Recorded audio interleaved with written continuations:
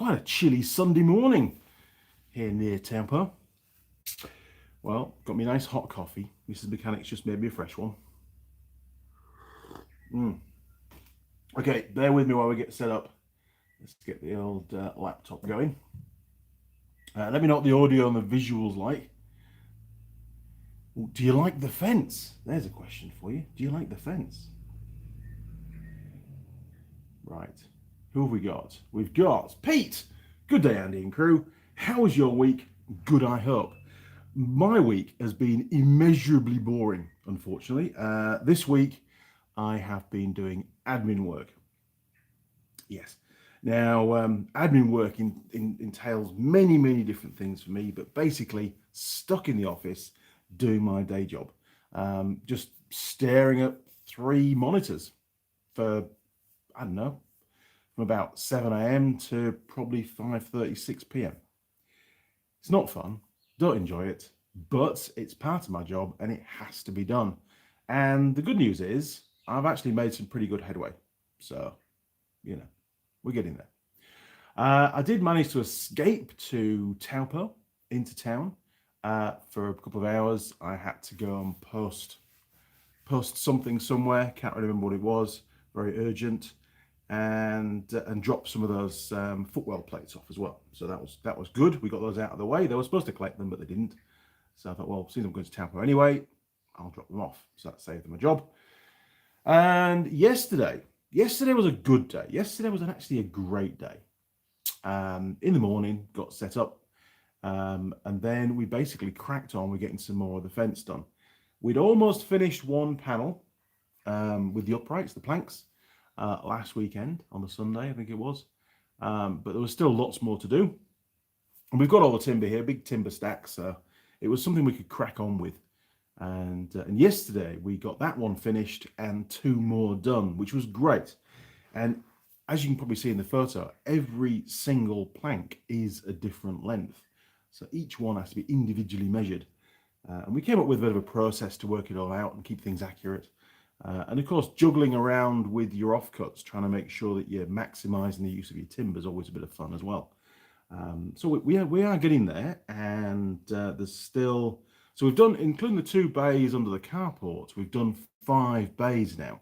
They were full heights, it's a full wall in there. We've still got 3 more bays to go, but I've got 2 more posts to set and the gate post to set in the ground as well. So we can't do that till next weekend because I need to get some more builder's mix, which is the sandy, gravelly stuff that you mix with the cement to make concrete.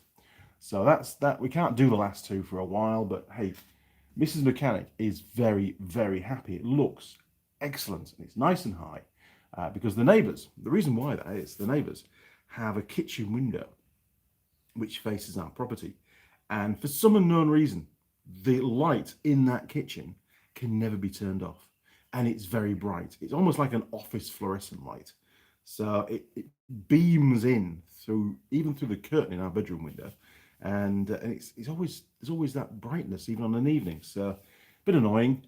We have considered getting those blackout curtains, but I thought, well, we're going to be building a fence, we don't need to spend money on blackout curtains, let's just get the fence done. So it's good. I'm happy, and we're going to finish that last. There's one more panel that you didn't see in the photo because then you can see through to the neighbours. Didn't want that. There's one more panel that we can do today. I've still got the videos to do, or the video to do on the rat stuff, the capturing of Mr. Ratty. I think that will be the title of the video. So I've got that to do, and I've got the intro part of the Garmin Overlander fail, which I still haven't done. But hey, I've still got the Garmin, so that'd be good. Right, there you go. That was my week. Thank you for the segue. Simon, Mr. Raw. Good morning. The fence to keep the riffraff out or Andy in? Yeah,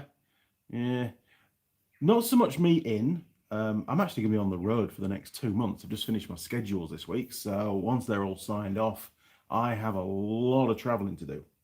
Hell of a lot. And I'll be doing the North Island first. I've got all the dealers, all the motorcycle shops in the North Island to visit of a particular brand. Probably help to keep Marmite in. Marmite, as she gets older, is getting more inquisitive and keeps escaping. She, yesterday afternoon, we found her on the other side of the gate. That's always a bad look. She got escorted immediately into the property and locked in the bathroom. Yes, naughty puppy, not allowed to escape. Anyway, that's a different story. Her motives for escaping? I don't know. Here is food and love. Out there is the real world, and bad things can happen to puppies. Anyway, and what else? What else? So, yes, fence done, almost.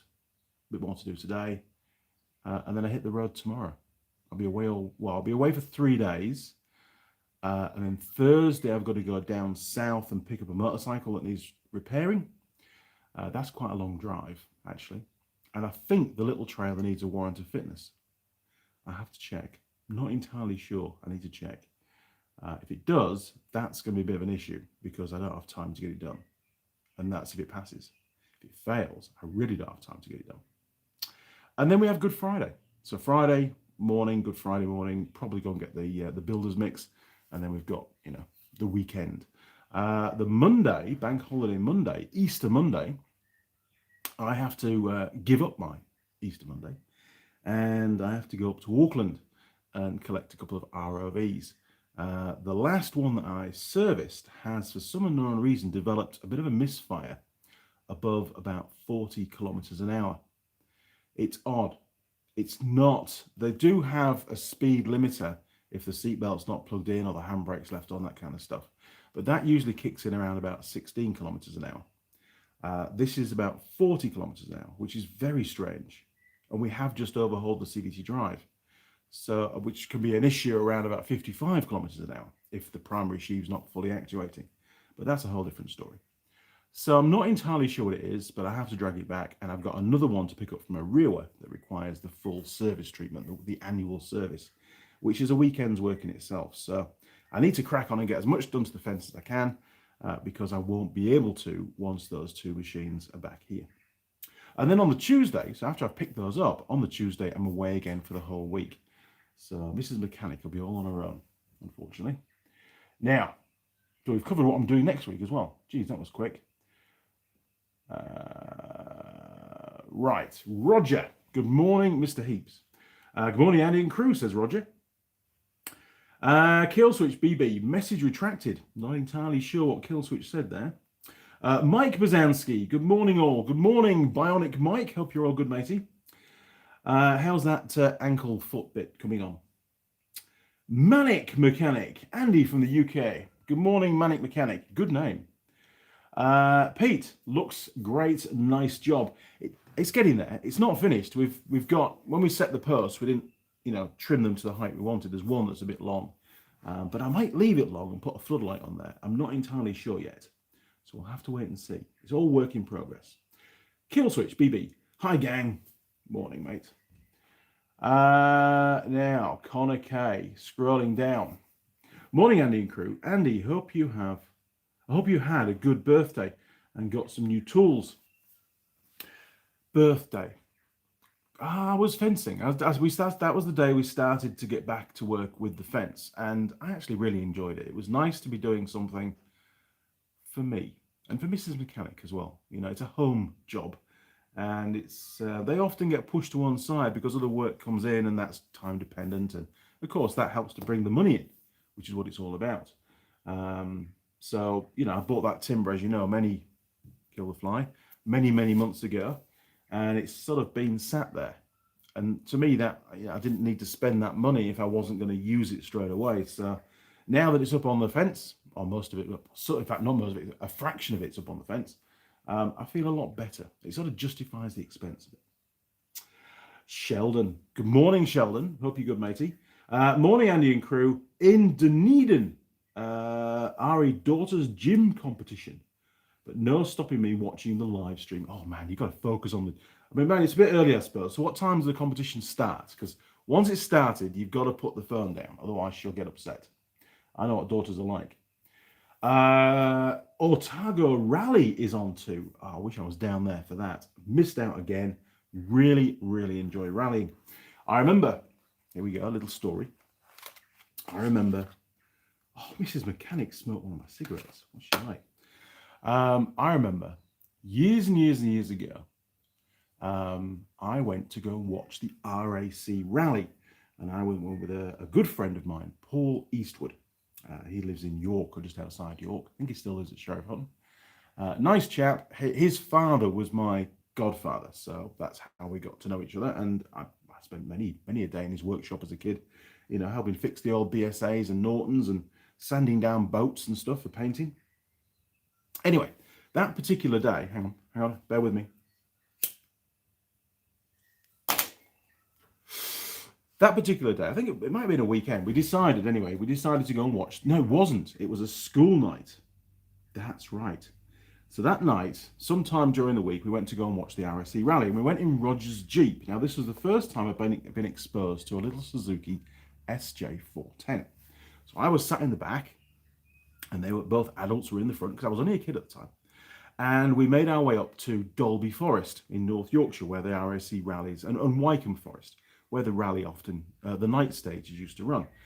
I don't think they do night stages anymore. I think they stopped it for safety reasons, probably.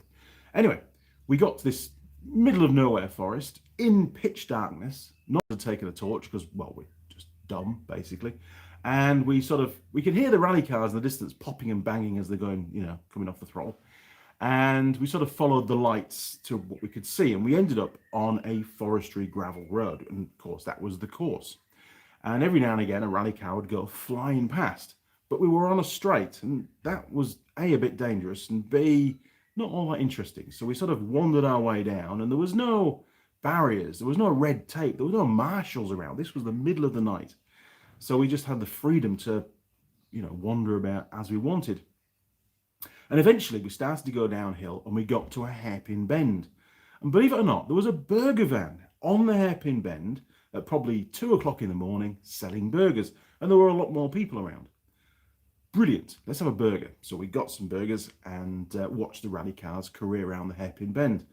And at some point, and it's a bit hazy because it was a long time ago, this rally car was coming, he was flying, he was absolutely foot to the boards, probably an old Mark II Escort or something, absolutely nailing it coming down this gravel road.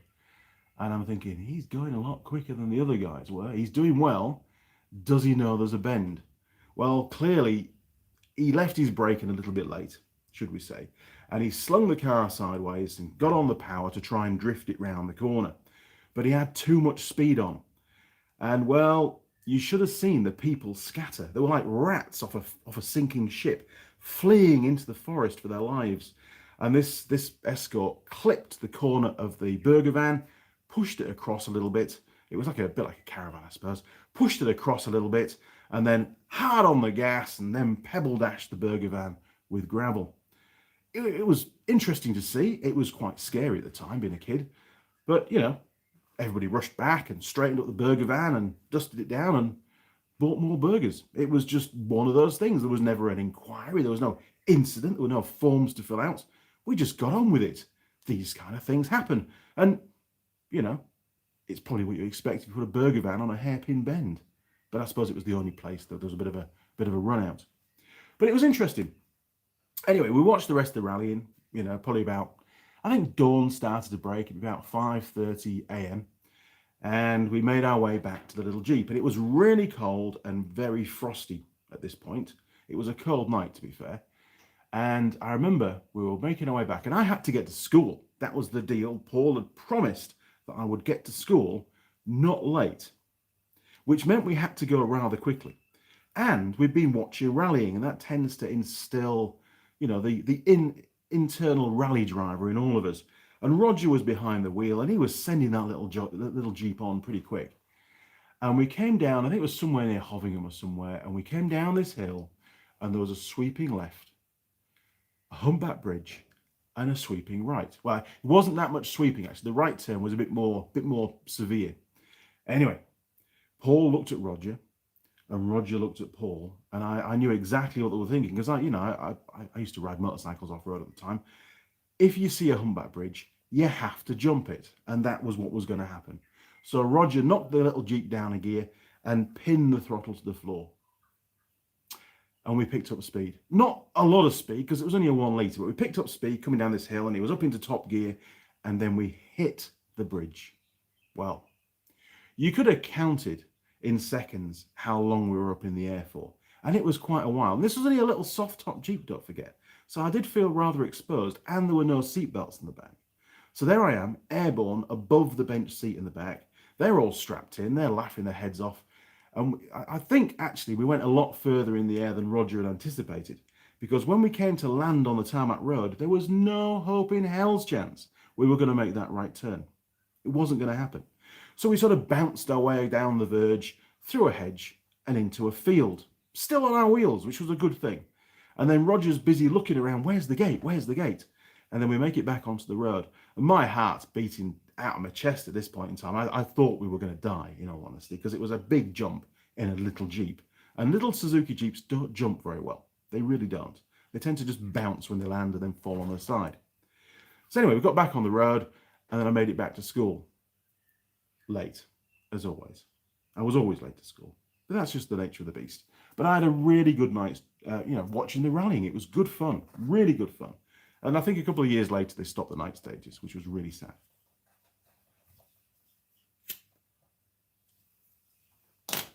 So there you go.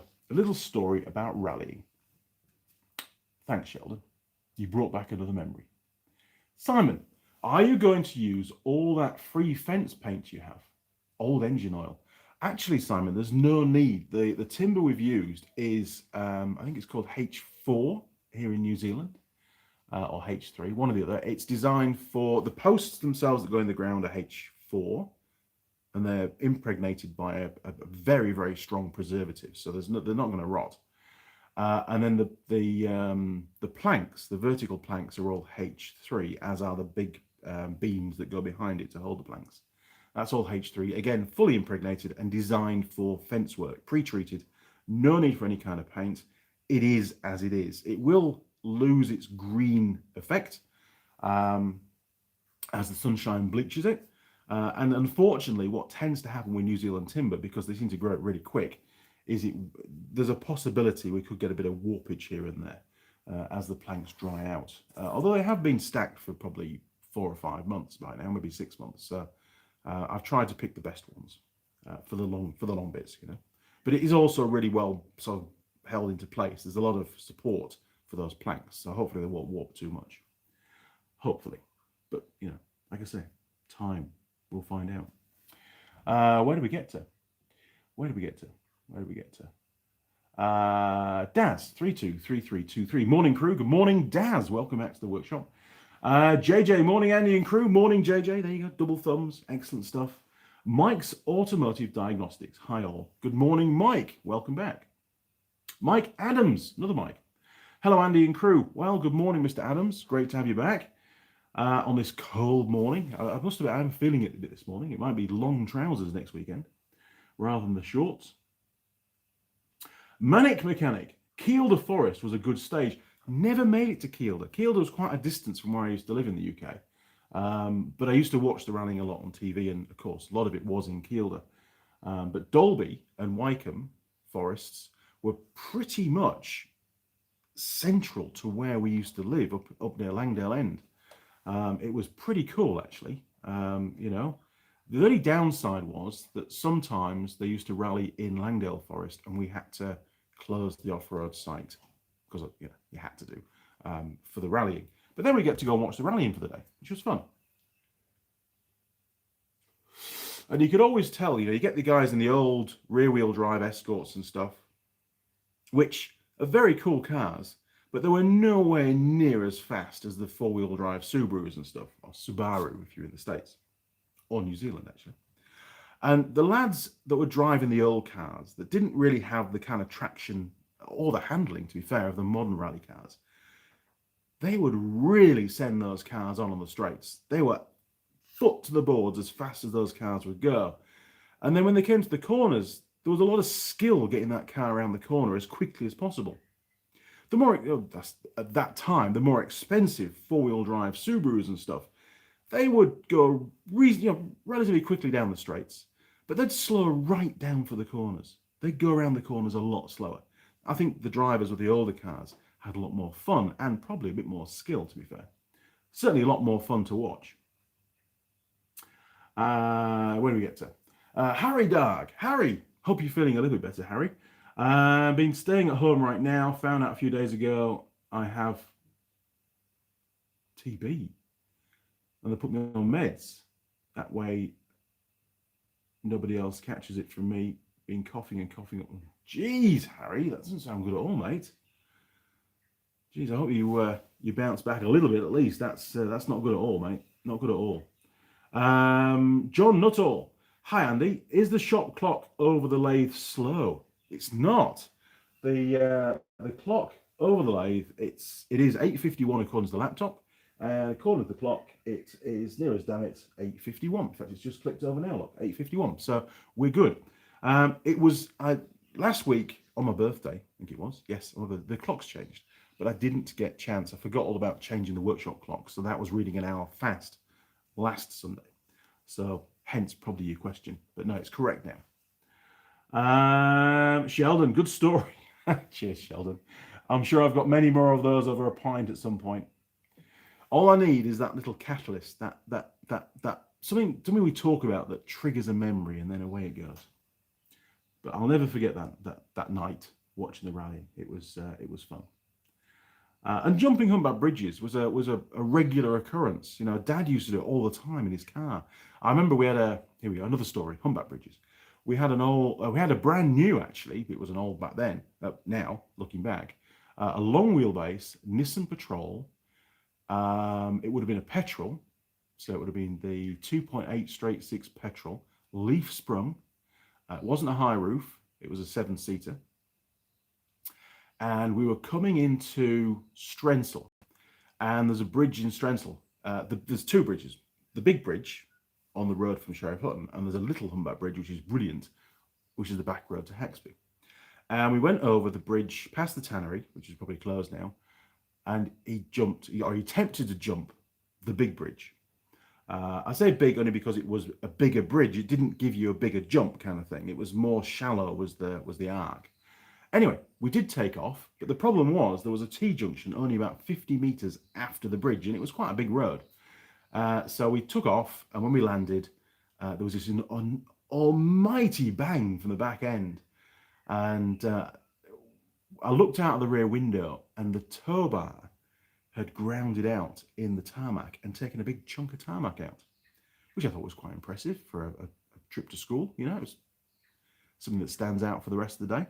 And then I heard the squealing of the brakes. Dad, and of course back then there was no ABS. Dad was trying to bring this 2-ton truck under control to get stopped for the T-junction, which he completely failed. And fortunately, there was just enough of a gap to him to plant the throttle and basically cut in front of a car coming down the road, and off we went. You know, it was just a day in the life of going to school with Dad driving. It's how he used to drive it. Every journey was basically a mission, a rally drive. I remember one night coming back from a trade show. Here, another story. It's going to be a morning of stories, isn't it? And we'd gone to this trade show. It was run by ACS, which was Auto Commercial Services in York, that my grandfather used to work for. Mum's probably watching this, so she'll remember all of this. Or she'll maybe know some of it. Anyway, went with my dad to this trade show, and he had a Nissan Silvia 1.8 turbo. So you can Google that. It was quite a cool little car, actually. He had it for quite a few years. And at the trade show, there was a spanner holding competition. So you had to hold out a spanner. It was a big ass spanner, right? You had to hold this spanner out for as long as you could and keep your arms locked, you know, like this, holding the spanner. You got to imagine that holding the spanner. And of course, you know, all the mechanics are there, trying to beat the time. And I was only a kid at the time, so they let me have a go. And I mean, I didn't beat them by any means, but I did surprise them somewhat because I was quite a butch young lad, and I sort of locked my arms and held this spanner out for however long it was, and I was very pleased with myself. And we had a wander around the rest of the show, and then it was time to go home. Now, Dad liked his alcohol. He really did. And anyway, he got behind the wheel. Probably shouldn't have done.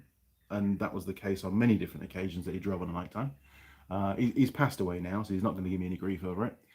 And we set up we set off down the A64. I think the trade event was at the Hopgrove pub, from memory. I'm not entirely sure. A long time ago. Anyway, we're heading up the A64, and once he gets the car to about 100, 110 mile an hour, he's happy. That's the normal speed that he would drive at on a night time, late at night. Because his theory was, the less time you're on the road when you're above the limit, the better. Less chance of getting caught. So he would go, hell for leather, heading home. And I'm sat in the passenger seat, and we've got the radio on, and I'm looking out the window, and everything's flicking past the window really quick, and the car's going the other way, zoom, gone past. And he's just pretty casual, pretty laid back. He, because he used to drive at that kind of speed all the time, it never really bothered him. It didn't faze him at all. He wasn't really having to focus too much. But he used to get a bit tired as well on an evening. And I recognised where we were, and I knew we were going to be turning left shortly, turning off the main road towards Claxton. And his foot was still hard on the throttle. I'm looking at the speedo going, well, this junction's coming up pretty quick. He really needs to start to slow down. And he didn't. And last minute, I'm like, Dad, you need to slow down. This is the turn. And off the throttle, slammed on the brakes, handbrake came on, and we're there going down the A64, literally sideways, and he's steering into it, lining it up for the turn off, and then boots it down the turn off. We must have gone into a full-on slide at probably 60, 70 mile an hour. It was most impressive. For a guy that was over the limit and half asleep, it was phenomenal. He got that corner absolutely perfect. I had complete faith that he would have done. If I hadn't said anything, we'd have gone sailing past. But, his reactions were there. He woke up, handbrake on, off we go, and then powered off down the road. And, further down, there was a nice railway crossing to do a jump over as well. So, it was, again, another entertaining journey home. Thanks, Dad. I enjoyed it. Hang on a minute. Let's scroll back. There's so many stories this morning. Where do we get to? Cyber Bronco. Not heard that name before. Cyber Bronco. What kind of cigarettes do you smoke? Well, try not to smoke too many. There you go, look. They're Pall Mall, or Pall Mall as I call them in Yorkshire, but Pall Mall. Apologies for the photo. That's what they do on the cigarette packets over here. It's, I don't know, it's probably some kind of sheep intestines or something, I don't know. Anyway, not very nice, but the cigarettes are fine. Mike Adams, it's amazing how no matter what you're jumping, that split second or so seems like minutes. It does. Everything slows down, doesn't it? The adrenaline's there, and you can sort of count 1, 2, 3. Brace yourself. Down we go. I remember I'm sure I've told you this story before, guys, but I remember taking the kids to school, and I had Mrs. Mechanic in the car, and it was a Nissan D21 double cab, 2.5 turbo, I think, turbo diesel. And Ben used to go to school up near Whitby, and it was a bit of a journey from home actually every morning. And we'd pulled off the main Scarborough to Whitby road, and it was a dead flat road, and then there was a little rise, and then the road dropped away suddenly, and it was always a good one for a jump. And Mrs. Mechanic was in the front passenger seat. Obviously I was driving, and the kids were in the back. I think it was just Ben and Charlotte in the car. And Ben sort of sat up, go on, Dad, go on.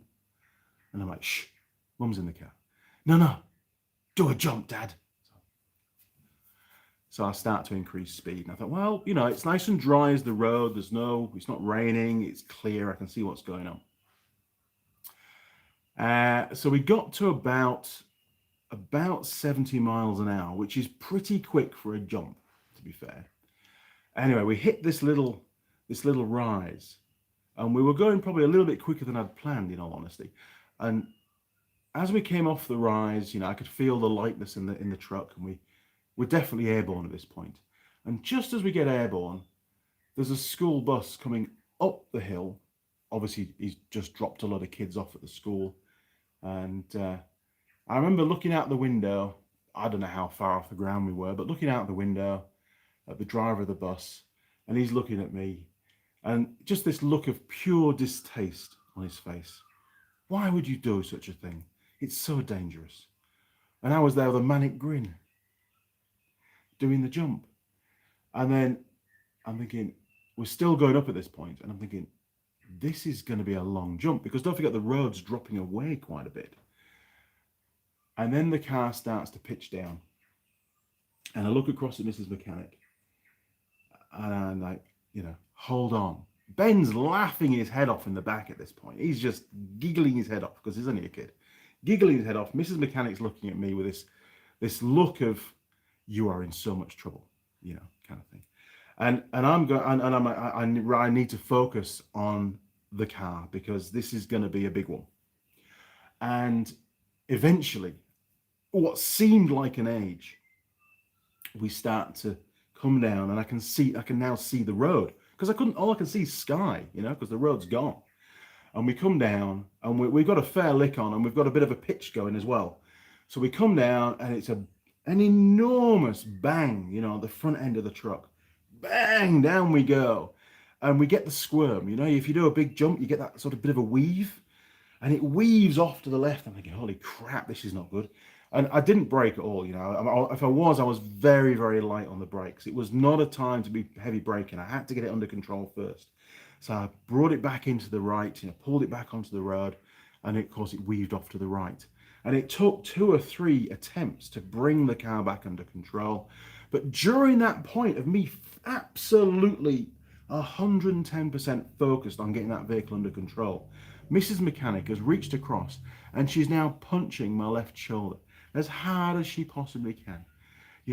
You shouldn't have done that. That's terrible. And I'm like, in my head, I'm thinking, I don't need this. I have to focus. I can't respond. I've just got to take the hits. I've got to focus on the truck and getting it under control. Which, of course, being the professional I am and the lucky guy that I am, I did. Ben is pissing himself with laughter at this point in time. and so was I. Once I'd realized I'd got it, I was okay. We're not going to write the truck off. We're going to be all right. I was also laughing with Ben, that was brilliant. That was a phenomenal jump, And Mrs. Mechanic is not impressed whatsoever. But looking back, that was by far the longest jump we ever did off that little rise. It was brilliant. And of course, word soon spread across the population of the school, thanks to Benjamin, on just an entertaining and thrilling journey he'd had to school. So yes, it was brilliant. Side note, the following week, I had to replace both front lower wishbones on that truck. They were broken, yes. I think it had something to do with the jump. Not entirely sure. Might have just been one of those out of the blue failures, but probably not. Anyway, so we're talking about humpback bridges, jumps, and rallying, and fun today, by the looks of it. Mike Adams, Harry Dowd, praying for you, sir. I think we're all praying for Harry. He doesn't sound very well at all, and you need as much help as you can get and support there, Harry. And we all wish you the best. We really do. And it just goes to show you've no idea what's around the corner. None of us do. Simon, the best local humpback bridge, Spooky's Bridge. Over the course of 10 years, the council took the hump out. What? Why would they do that? Used to get some good air on that bridge. Of course, that's why humpback bridges were built in the first place. Because the guys that built the humpback bridges knew that one day it wouldn't be horses and carts that would all be driving around. We would have cars, and cars and motorcycles can go a lot faster. Hence, it becomes a ramp. Why would they go against the original engineer's intentions? That's sacrilege, absolute sacrilege. Mike, when I was 19, young and dumb, I jumped a blind hill. Blind's always a bad thing unless you really know what's behind it. In a 1976 Chevy Monte Carlo. Big car. It was fun until I seen the oncoming Kenworth dump truck in front of me, and the driver were eye to eye.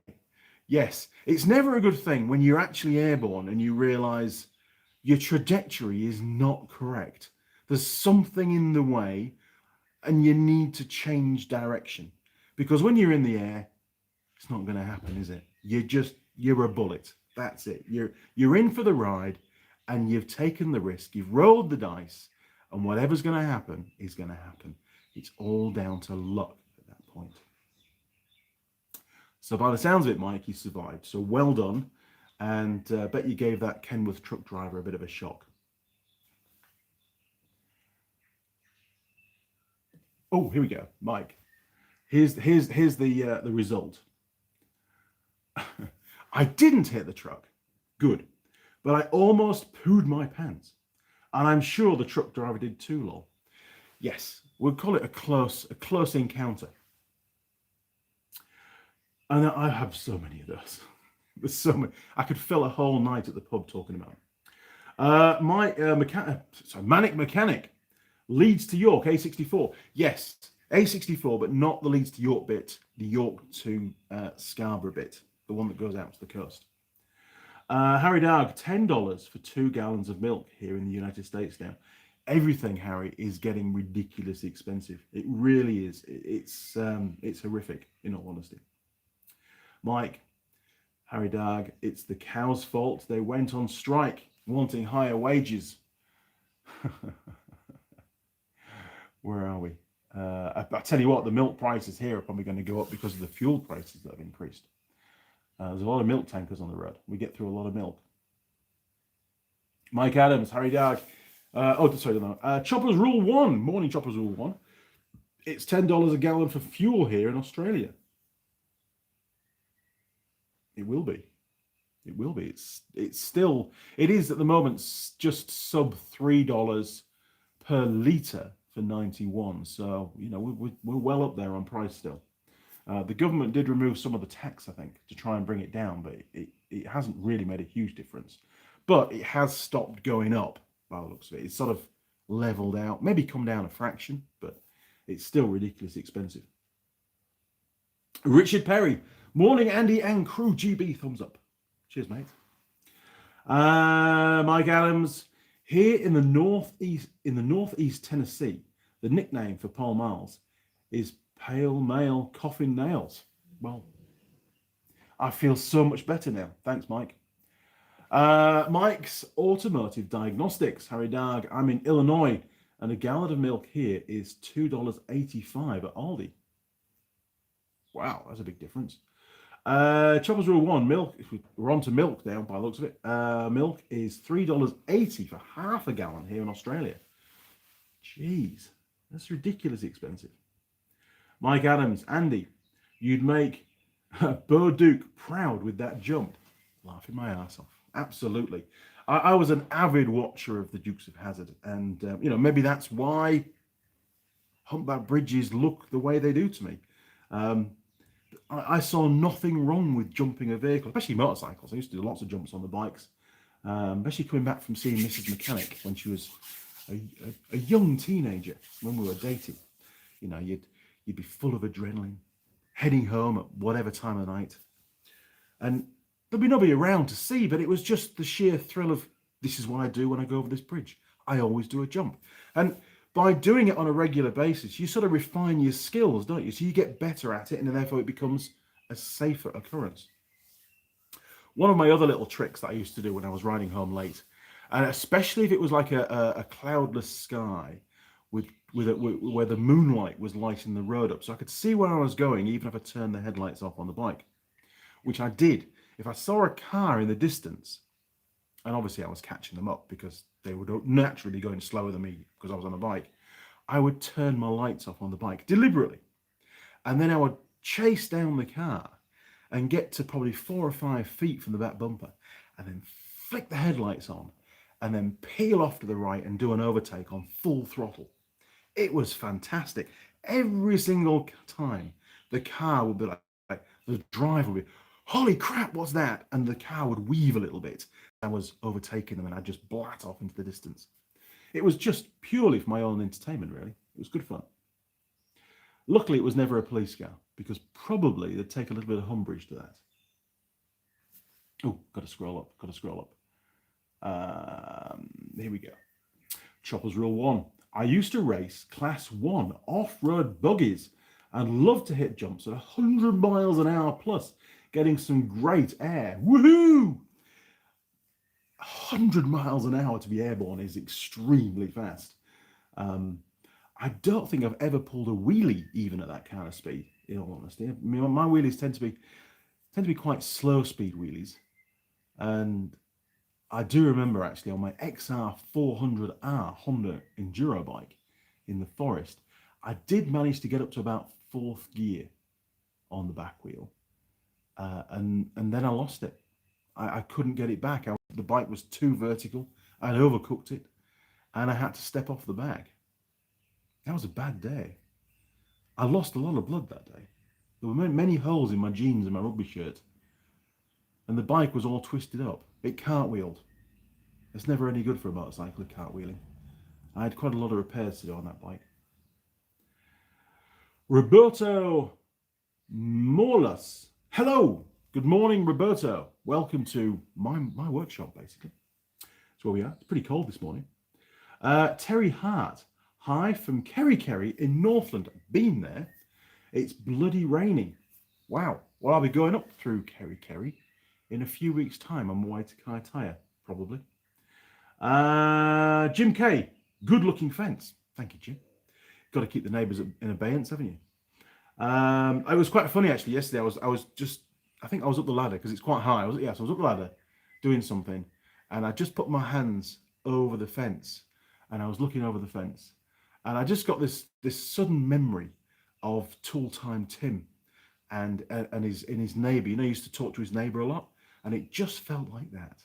I mean, the fence is too high for that, but it just that was the sudden feeling that I got. It was good. It's nice to have a fence, and especially a fence that you've made yourself. I feel proud of that fence. Simon.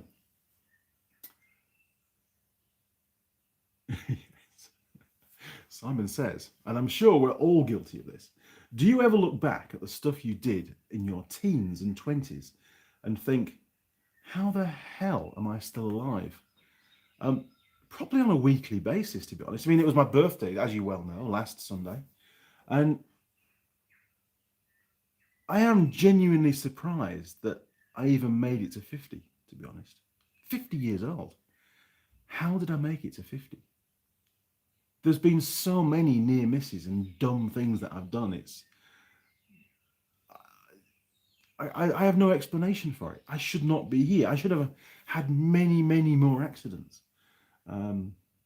Maybe they're all waiting for me further down the line. I don't know. I try not to do... I think self-preservation kicks in as you get older. You tend to take less risk.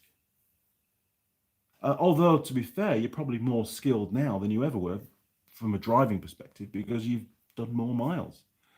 I don't know. Maybe my actions aren't quite as good anymore, though. So maybe I play it safe because of that. Or maybe I realise now how valuable life really is compared to back then. I was invincible. Nothing could hurt me. It did, but you just shrug it off and crack on. But that was sort of my way of thinking when I was a teenager, that nothing could hurt me. I could do anything. It's good times. Chopper's Rule 1. I paid $2.10 a litre for diesel here in Australia last week. It has come down somewhat now. That's not too bad.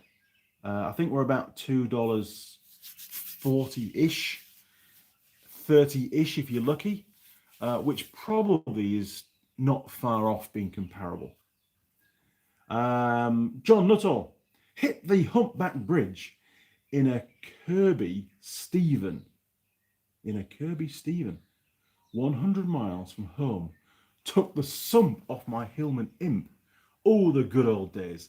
John, you've reminded me of another story. And I'm sure my mum's watching, so I should be quite interested to hear this story.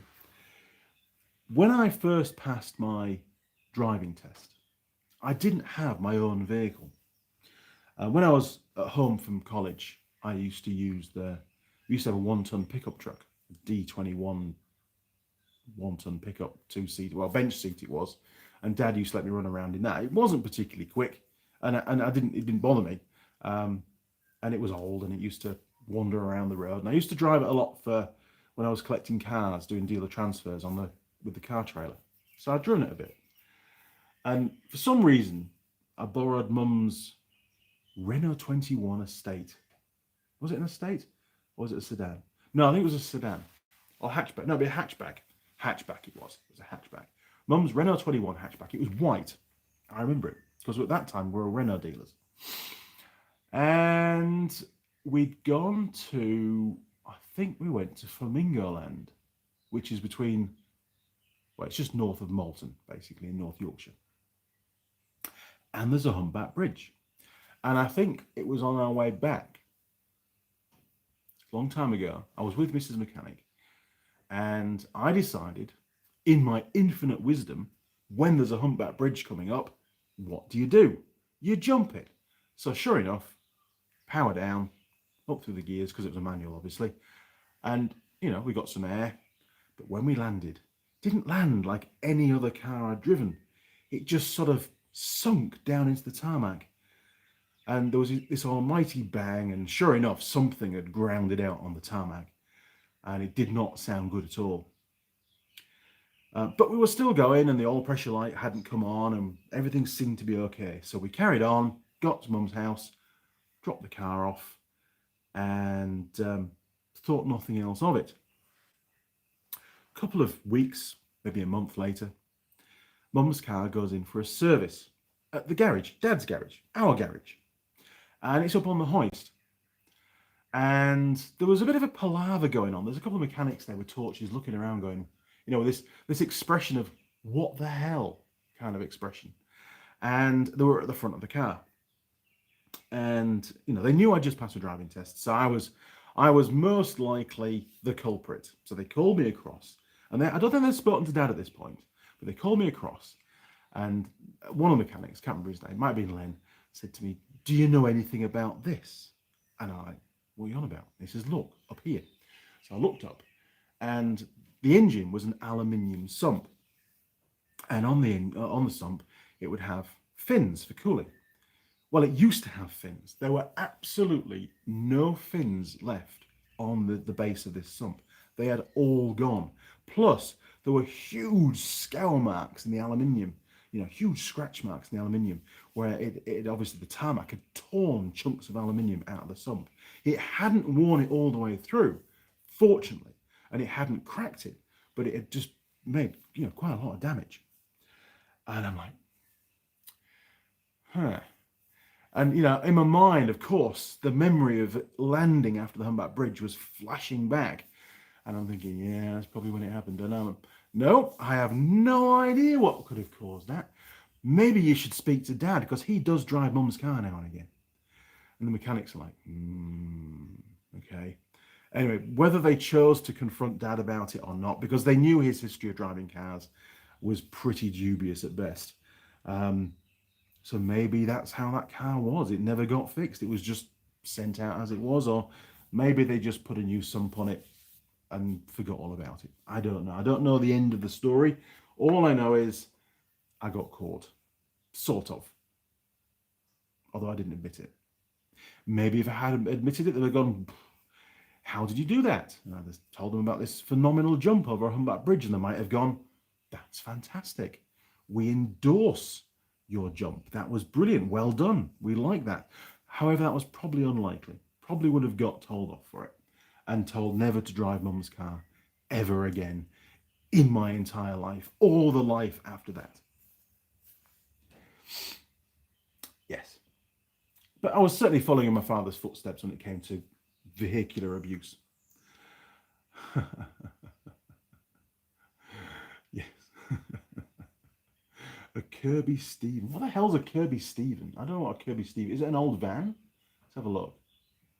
Kirby Stephen vehicle.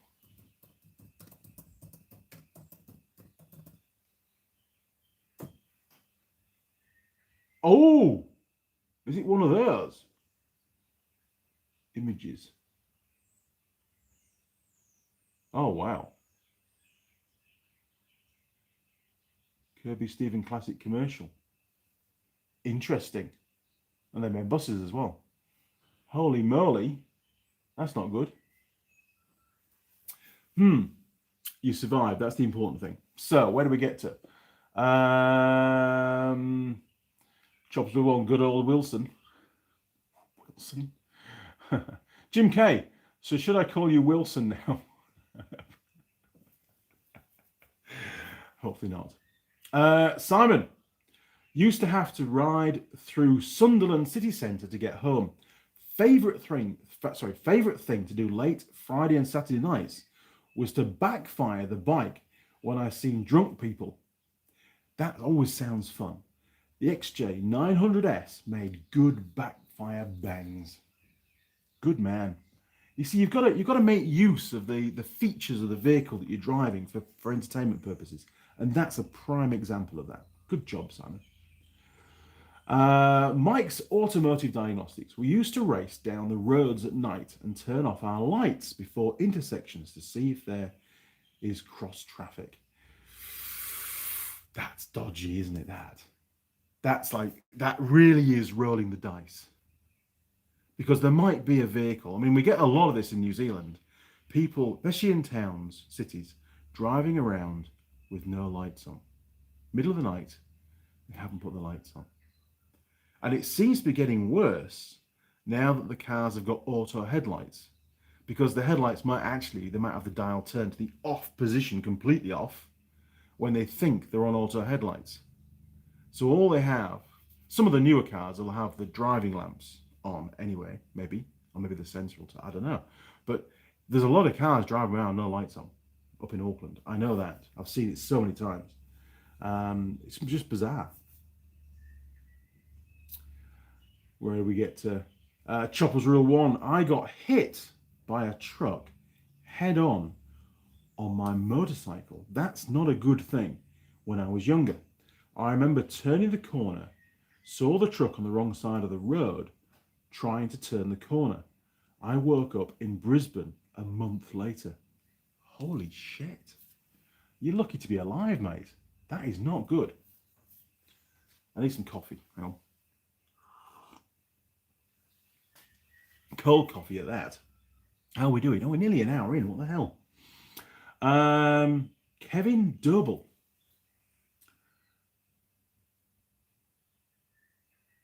Hang on, let me just read this one because this is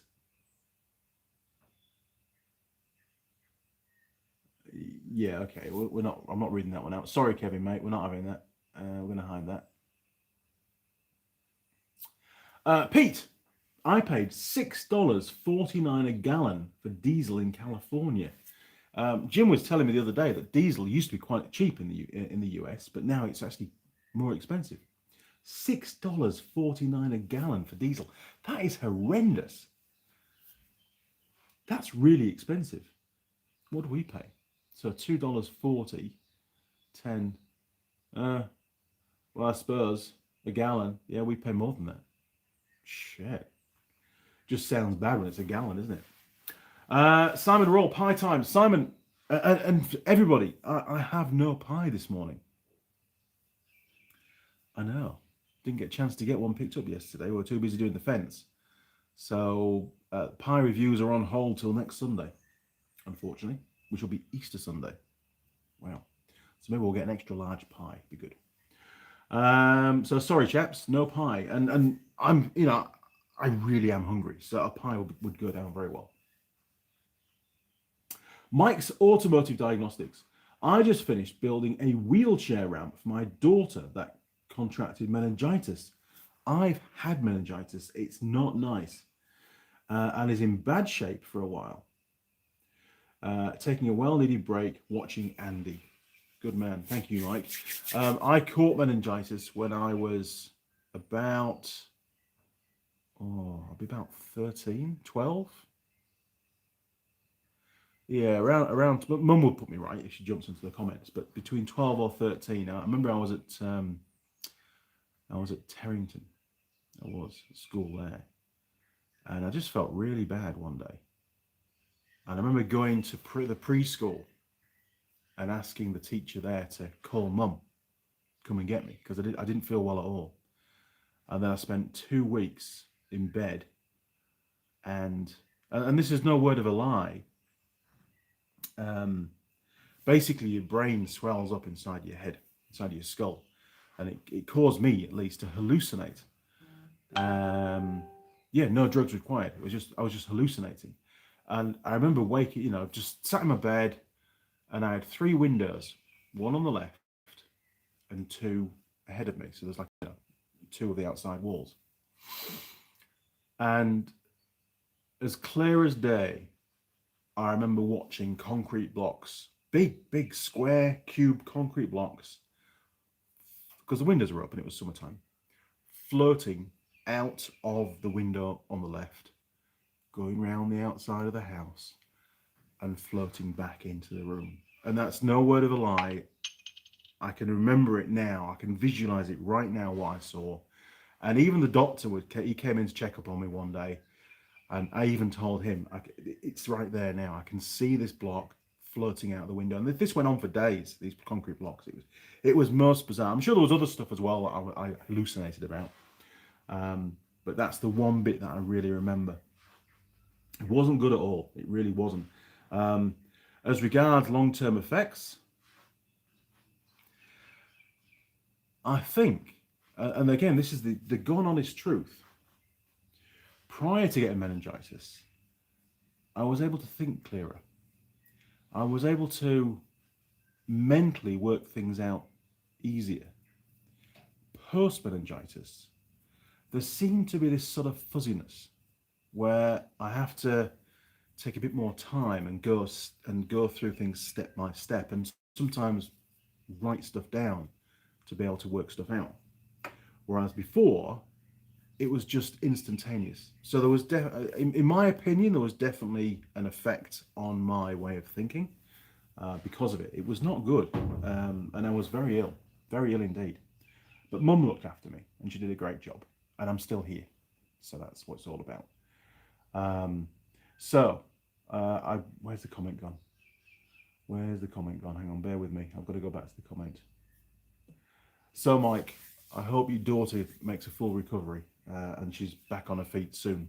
It's not a nice thing at all, is meningitis. Mike Bazanski, what type of fasteners did you use on the fence?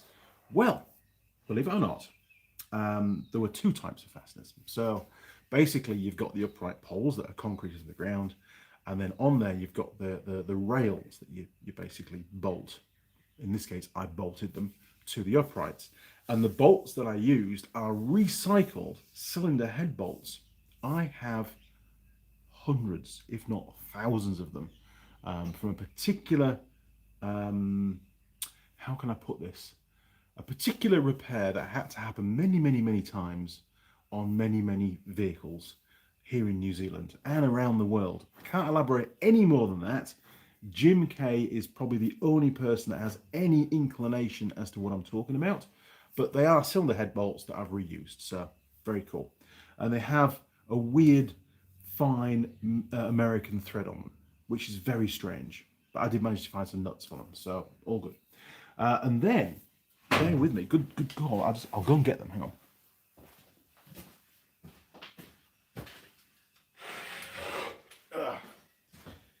We don't have many left.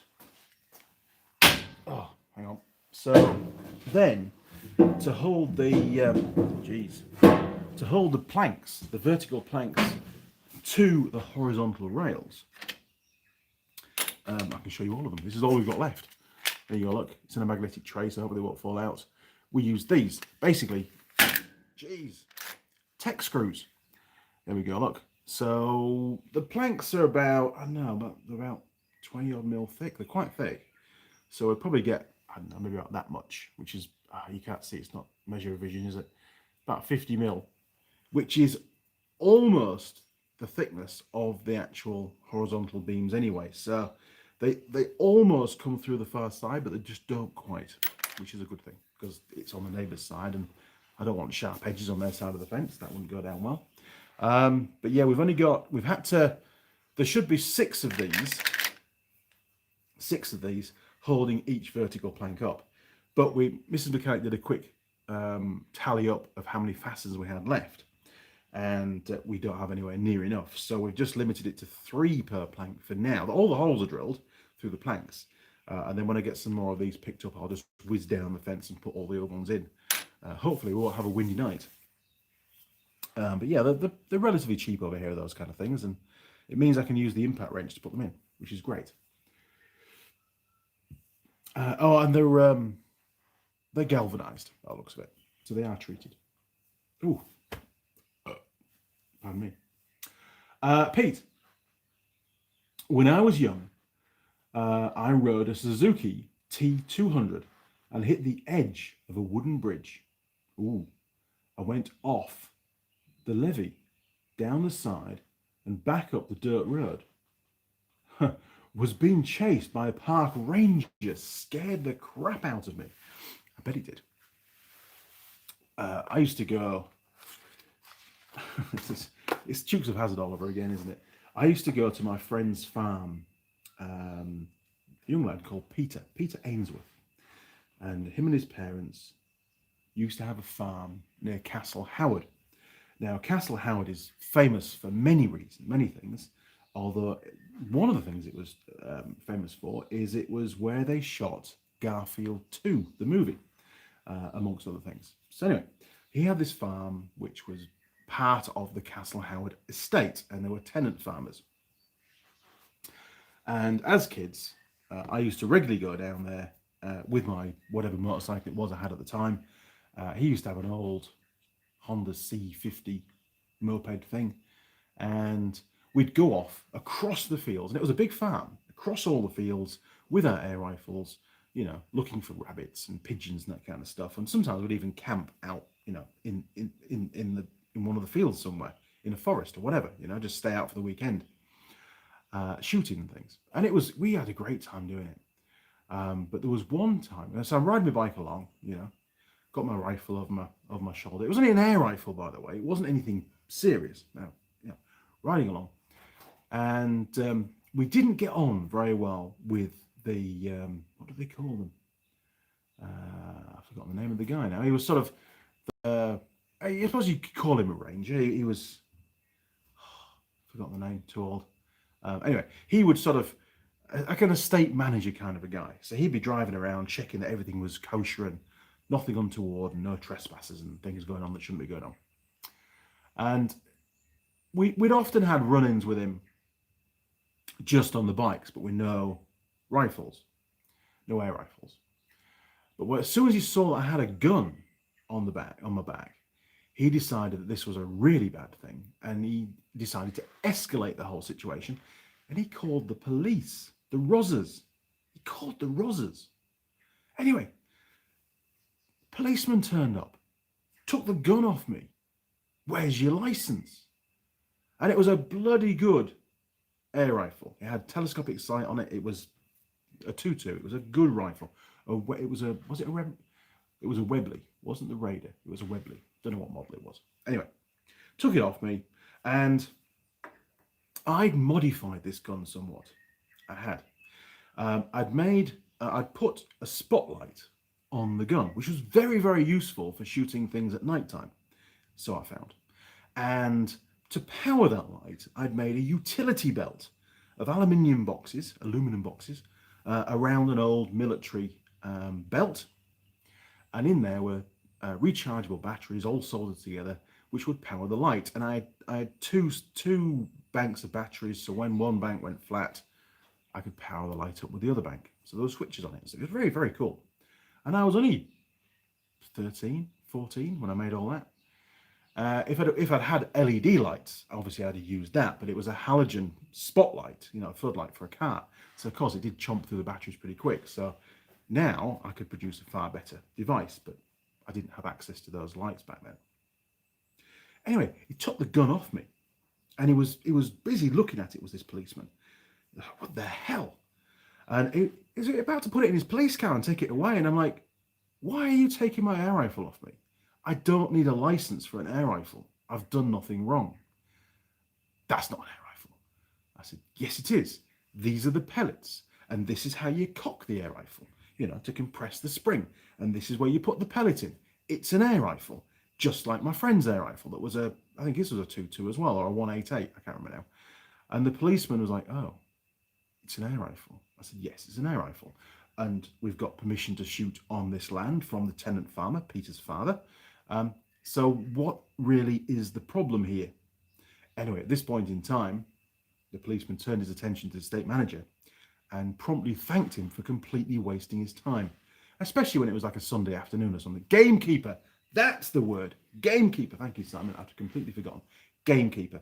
And I distinctly remember days where we'd be charging across the fields, and the fields still had, for many, many, many years ago, when they used to farm with horses and plough the fields with horses, they used to have these little gradual little humps in the fields. So you'd be going across on the bike and you'd be rim, over the humps. And you wouldn't even be taking off, just you'd be going from full travel suspension to fully compressed, to fully travel. And I remember looking over my shoulder, because there was no mirrors, looking over my shoulder and looking at this little Subaru pickup truck going as fast as he could over these humps. And every now and again, the front of the pickup truck would get the speed wrong, and the front would nosedive into the next hump, and a little clump of grass would fly up. And he was obviously going as fast as he could to catch it. He had no hope in hell in catching us. He wasn't a particularly good driver, and we were on motorbikes, which we could go a lot faster than he could. And we could go, through little footpath gaps in the fences and stuff that he couldn't drive through. So he was never going to catch us. But it was fun. It was sort of an ongoing thing where he'd be on the lookout for us, we'd be looking over our shoulder for him, and then when he spotted us, the chase was on every time. And I think he did it because he enjoyed it, really. But when he did get us stopped or cornered, he'd always develop this kind of beetroot-coloured face and start shouting at us for whatever reason. It was all just a blur. And then when he'd finished, we just rode off and carried on doing what we were doing before. It was great.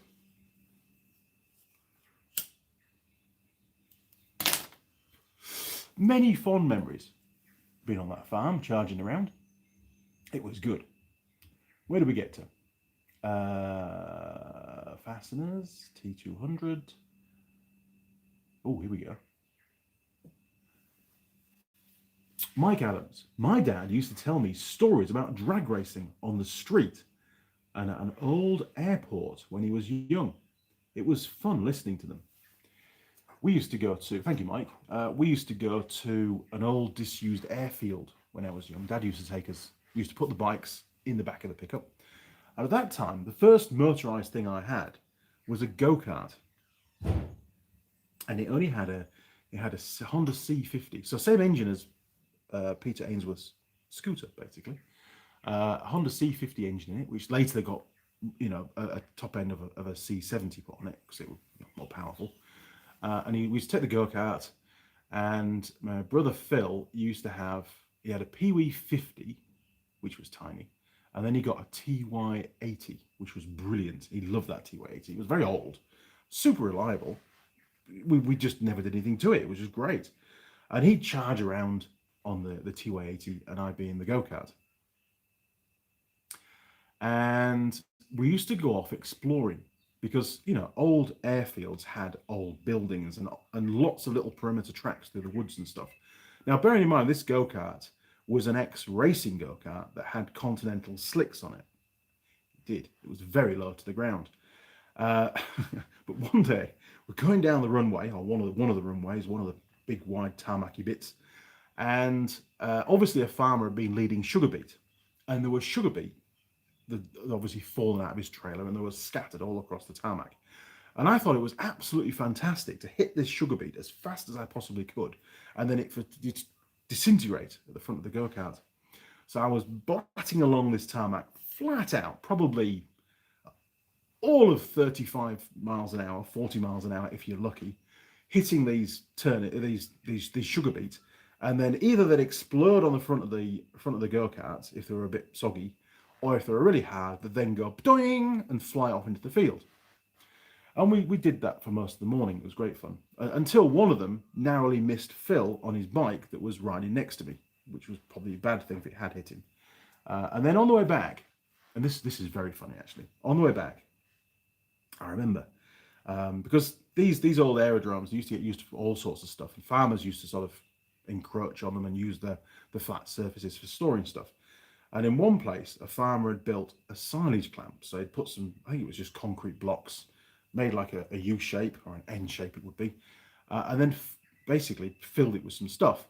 And from a distance, it looked like tarmac. It was almost the same colour as tarmac. And I'm driving along, and Phil's there, and he sees this. And he'd seen it a couple of times before, and he knew there was maybe a 3-foot drop. You know, it was only a shallow clamp. And he decided to ride up it. So he's about to do a jump off the end, and it was probably, the whole silage clamp was probably about 30 meters in length. And it was quite a shallow gradient.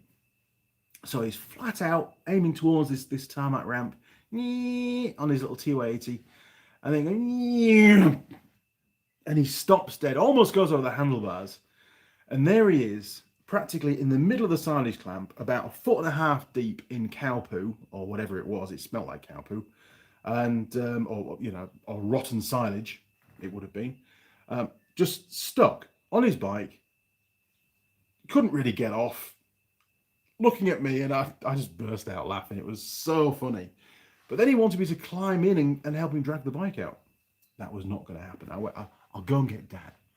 So anyway, because Phil stunk so badly, he had to sit in the back of the pickup truck when we went home. He was not impressed because it was very cold that day, and he was freezing by the time we got home. He was crying his eyes out. But it was very funny. It was very funny. And he didn't fall off the bike. He was still sat there on the bike, bike's still running, in all this silage.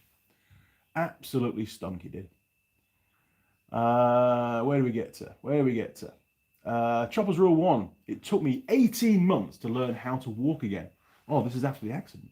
I had one leg longer than the other and a 15-degree curve in my spine, but I'm still walking and talking. Holy shit. See, when things go wrong, they go wrong big time, don't they? Well, at least you're still here. That's the important thing, and they got you patched up. Richard Asperger. This is a Piaster.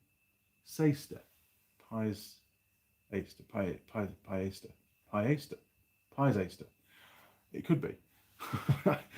Haven't quite got the word there. Sorry. It'll come to me in a minute. Manic Mechanic, please hit the like button. Thank you, Manic Mechanic. We've got 27 likes and 27 viewers, and we've been going an hour and 12 minutes. What the hell? Choppers Rule 1, smash the like button, everybody. Mike Adams, I tripped over the like button as I stumbled in. Good man. Choppers Rule 1, Garfield's middle name is Lasagna. It sure is. Good old Lasagna. Can't beat secondary heated Lasagna. Alan Cook, hiya. Good morning, Alan. Welcome back to the workshop, sir. Choppers Rule 1, he is the caretaker. Gamekeeper, that's right. We called him the gamekeeper. Because they used to do pheasant shoots on the land where people would come down, like in England, they come down, where it was England, with their shotguns and pay an extortionate amount of money to go and shoot some pheasants. And he was a bit probably concerned that we were shooting pheasants, which we weren't. We were shooting rabbits, which were vermin at the time. So, we were doing them a favour at our cost. John Nuttall, the town Kirby Stephen. Sorry, damn dyslexia. Kirby Stephen, the town. I've been there. Right. Mike's automotive diagnostics. She definitely hallucinated. Had 3 drains in her brain. I didn't have to have any drains, fortunately. We almost lost her. Shit. They said at least a year of rehab. Holy moly. It all started with an ear infection and then a stroke. Shit. I got off lightly by the looks of it. I got off really lightly. Could have been so much worse. Well, again, I sincerely hope she makes a full recovery and a speedy recovery at that. Not a very nice thing to go through at all. Very sad. 6 weeks in intensive care. Shit. Very touch and go, was that. Mike Bazanski. A lot of YouTube videos of guys shooting rats at night on farms in the UK. Morbid, but I do watch. Speaking of rats, Set any traps? Not yet. That's today's job. They're still over there. I've just been too busy. I've been way too... I wasn't in the workshop at all during the week. Everything was locked up and I was busy doing admin work. I need to get them out because this morning I saw 2 rats in the workshop. They were up in the rafters. Oh, the light's off. Just down there by the door, the cantilever door, up in the, just above the see-through plasticky stuff, basically bubble wrap that they've used in the roof for some unknown reason. Walking across there, and then they went across the top of the roller door. And they weren't in much of a rush, to be honest, as well. It was quite bizarre. So I've seen them. I know what I need to get. And shame I didn't film them this morning. Maybe I will film them later in the week if they're still alive and try and put that into the video. I don't know. But I think the rule of thumb is that I can't show any dead rats on the video. Otherwise, YouTube get upset. Live rats shouldn't be a problem. Dead rats, problem. Now then.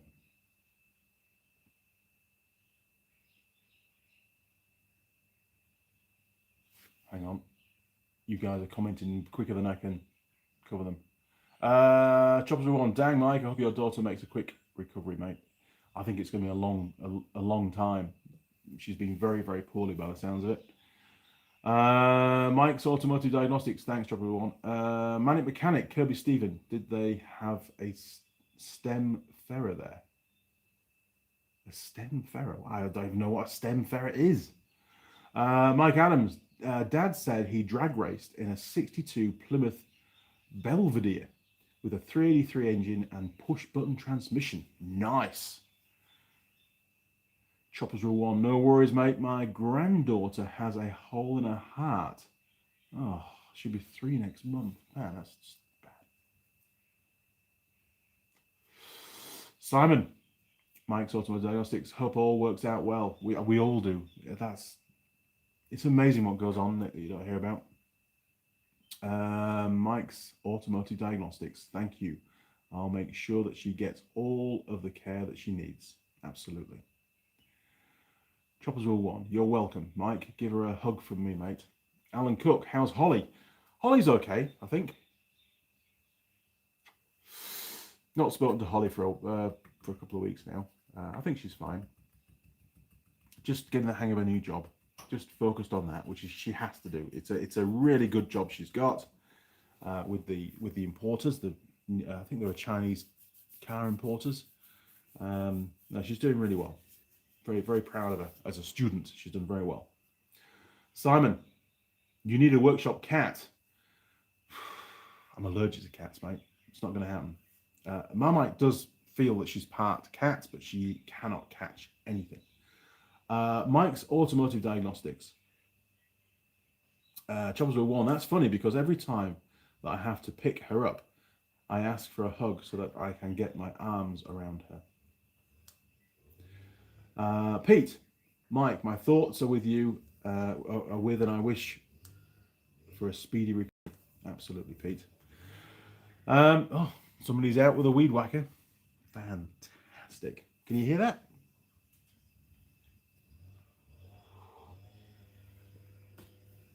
Oh, that coffee is really cold. Well, gentlemen, we're an hour and 18 minutes in. I've got 1 cigarette left for the day, so I'm going to save that for later on. What a fantastic morning. We've had a huge range of things to talk about. Lots of stories that you've extracted from my memories, which is very cool. Obviously, we've got some family issues out there, and I hope that both of those young children make speedy recoveries. It's very sad to hear, very unfortunate, but like you say, you'll give them the best care and love that you can, and that's all you can do. I'm sure they're in good hands. Mike's Automotive Diagnostics. Back to Andy. I'm not trying to change the subjects. No, you're fine. And Andy, that Andy had. Thanks, everybody. You're fine, mate. This is an open forum. It's all about your questions and what's going on in your lives just as much as mine. Choppers Rule 1. I used to drag race a 1979 Holden Gemini. It had a blown 350 Chevy. It ran nitromethanol. did 8 seconds down the quarter mile. That's a hell of a machine. To be fair, I've never really got involved with blowers and especially nitro and stuff. But I very much in awe of that kind of stuff. But it's never really been anything I've ever been involved with. It sounds phenomenal, absolutely phenomenal. Have I ever been to a drag strip? I don't think I have. There was one at Elvington outside York, I believe, a drag strip. Maybe I went there once as a kid. I don't really remember. I went to quite a few tractor pulls in Pickering, but that's probably about it. And of course, motorcycle races and stuff at Castle Donington and things, but never really got involved in that side of the automotive world, to be honest. But very cool to hear about Choppers Rule 1. Thank you for that. Well, guys, I think we've come to a natural end to this particular live stream. It's been absolutely fantastic talking to you and hearing your stories, as well as you extracting the ones from mine. Oh, we've got another one for Choppers Rule 1. 4,500 brake horsepower. My front wheels never touched the ground for the first 1,000 feet. I knew I was on a quick pass that day, lol. I find it hard to imagine what that will be like, in all honesty. Mike Adams, Andy, I highly suggest you attend a drag race at least once. You'd enjoy it. They do have them here in New Zealand. I don't know exactly where they are. There are drag strips around. Not many, but there are. And yes, in the future, let's see if we can get that organised and go down to the drag strip for a day, and I can do a bit of filming and make a video of it. It will be very cool. Very, very cool. Mike Adams, Andy, sorry. Pete, thank you, Andy and crew. Best wishes to all. Thank you, Pete. Simon, we all have things going on in our lives. I suppose this is our escape. A load of guys chewing the cud and supporting each other. Absolutely, Simon. That really is what the live streams are all about. It's for you guys to ask me questions and me to ask you questions, and just a Sunday morning for me to have a bit of downtime and just chill out with you, you know? And I do value it very much. And in all honesty, my workshop bench is completely bare this morning. I had no deliveries, nothing to talk about. Yet, we've been talking for over an hour and 20 minutes about life in general and history and what's been going on. So, it purely reinforces the fact that it's the viewers, you guys, that provide the content on some occasions, and certainly some of the content on all occasions for these live streams. And for that, I'm very, very grateful. I do enjoy these live streams very much. However, I have a fence to go and finish and a couple of videos to do. And I know I've not posted a video for a while. I have started editing up, fitting the CB radio stuff to the DR200, which is months and months old, I know. I got probably maybe a quarter of the way in a couple of weeks ago, and I've not had a chance to get back to it again. However, I am on the road for the next few weeks, so I'll be taking my laptop with me, and I'll be doing editing on an evening. So hopefully, in the next couple of weeks, you'll get another video out. And it's quite a cool video, actually, I think. Things don't go to plan. No more spoiler alerts, but things don't go to plan. Choppers Rule 1, have a great day, everybody, and speedy recovery for all those that need it. Absolutely well said, Choppers Rule 1. Mike Adams, Andy, we may have all not met in person, but we all are still friends, so it's all worth it. It certainly is, Mike. And I consider all of you my friends. Not just viewers, you're my mates. Roger, any luck with the boxes? She won't put them on hold, and I can't get them picked up until over Easter. So if they're still there, I'll get them. If they're not, I'll have to look somewhere else. But thank you, Roger, for organising that. I do appreciate it. And they're exactly what I'm after. And they're not far away, so hopefully. Choppers Rule 1, I'm looking for 2 CB radios, if anyone has any they don't want. I do have here, actually under the bench, a couple of UK CB radios, which in all honesty are no use to me whatsoever here in New Zealand. Where are you based, Choppers Rule 1? Because the frequency of the radios varies from country to country. So flick me an email. Maybe I can send them to you. I believe they still work. I will check them before they go out. One of the reasons why I've not used them is I only have one aerial here. And of course, one CB radio is no use to anybody.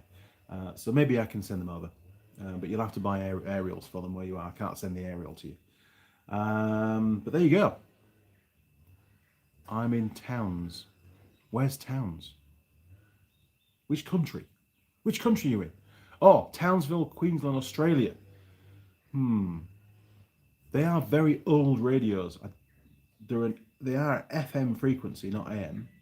I'll have to look up. Send me an email and I'll tell you the frequency range, and then you can decide if they're going to be any good to you or not. And then we can try and sort something out. Okay, crew, that's it. See you next Sunday, 8:30 a.m. Cheers, guys. Take care. And thanks for joining me again. Appreciate it. See you around. Cheers. Over and out.